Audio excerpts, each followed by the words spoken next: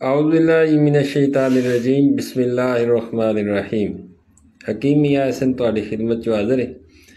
इरकुन नसा लंगड़ी का दर्द जिन्हों शाटिका आख्या जाता है अंग्रेजी जुबान चो।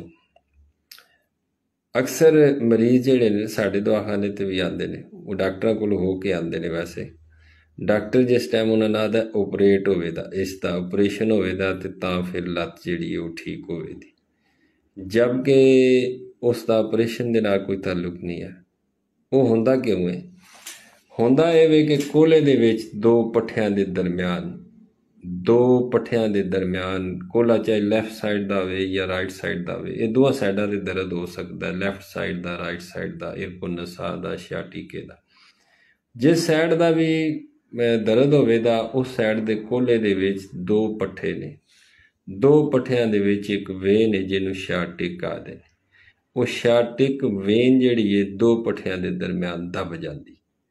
वो दब जाने की वजह तो उस लत्त दे विच ब्लड सर्कुलेशन जिहड़ी है वो घट जाती है या ना होने के बराबर होंदी, जिहदी वजह तो लत्त जिहड़ी है कई दफ़ा सो भी जाती, कई दफ़ा वो सुज भी जाती है, वो सोजिश आ जाती, और दर्द तो वो ज़्यादा करती है। और बहुत ज़्यादा एक अचानक दर्द होंदा है जिहड़ा कि मरीज़ नूं तड़पा देता।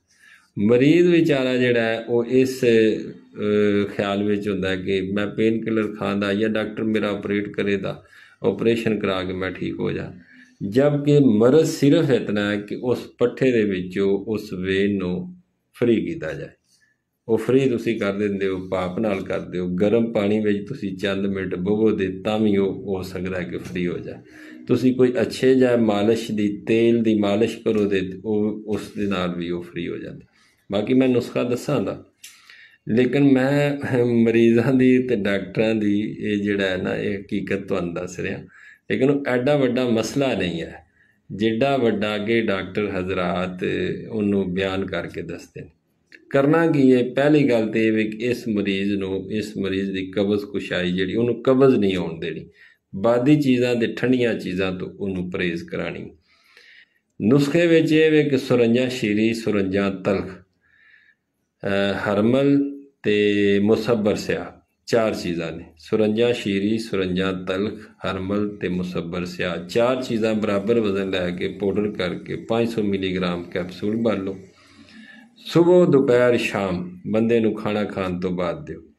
3 ਤੋਂ 4 दिन दे विच इंशाअल्लाह ताला ये इरकुन नसा दा दर्द ठीक हो जाएगा।